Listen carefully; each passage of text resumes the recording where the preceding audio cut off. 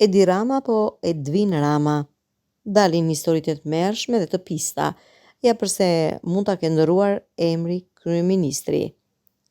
Kryeministri Edi Rama pranoi për herë të parë se e kishte ndryshuar emrin në vitin 2016 kur plotësoi formularin e dekriminalizimit si deputet i kuvendit.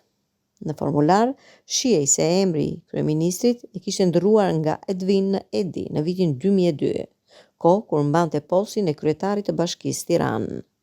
Po pse ndryshoi Rama emrin e tij kur në fakt edhe më parë e kishte thënë me krenari se quaj Edvin? Sigurisht që pikpyetjet janë të mëdha dhe për një njeri që tashmë drejton Shqipërinë prej 2 mandatesh, dyshimet ngrihen edhe më shumë. Por kush ka folur për këtë temë në botën e politikës shqiptare? I pari që hodhi akuza mbi të kaluarën e kryeministrit ishte baba i socialistëve Fatos Nano, i cili u shpreh: "Unë nuk pres si përgjigje artikulimet e kryetarit të Bashkisë Edi Rama, të cilit mund t'i kem bërë shumë gjëra, kur e nxorra nga mjerimi si refugjat dhe shitës ikonash të vjedhura në kohë të Saliut dhe e ktheva me thonjë të paprerë nga Parisi për ta bërë ministër dhe kryetar të Bashkisë." Ai i quajti Ramën një vjedhës ikonash, akuzë e rëndë, e cila u komentua si arsye e fortë për të ndryshuar identitetin. Pas Nanos ka qenë figura kryesore e PD-s, Sali Berisha, i cili i ka akuzuar Ramën se ka ndryshuar emrin për shkak se ka bërë një krim në një hotel në Spanjë. Berisha u shpreh në 2016-ën: "Le të vi këtu Edvin Kristaq Rama, për të cilin jam akuzuar disa herë se po i ndërroj emrin. Ja të dalë se e ka ndërruar ai emrin, nuk ja ka ndërruar unë. I kam thirrur në emrin e vërtet.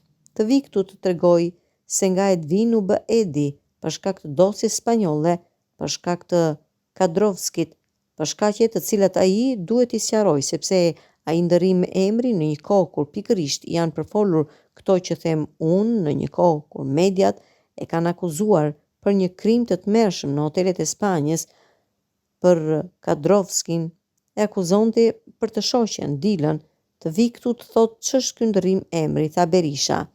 Një tjetër rënim në arkivën politike zbulon se në një nga seancat e Komisionit Hetimor Parlamentar në vitin 2003 të ngritur për veprimtarinë e jashtëligjshme të Ramës, u hetua zhdukja 150 ikonave të përzgjedhura nga Fondi i Artit Bizantin Mesjetar për t'u ekspozuar në një ekspozitë botërore në Gjermani.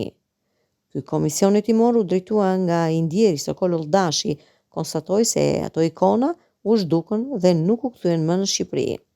Një tjetër akuzë pikërisht për vjedhje ikonash ka bërë edhe koleksionisti i veprave të artit i licencuar Gjergj Thimjo, i cili pas një interviste deklaroi se Rama jo vetëm është i implikuar në trafikun ndërkombëtar të ikonave, por është arrestuar 2 herë në Francë gjatë kohës që jetonte atje.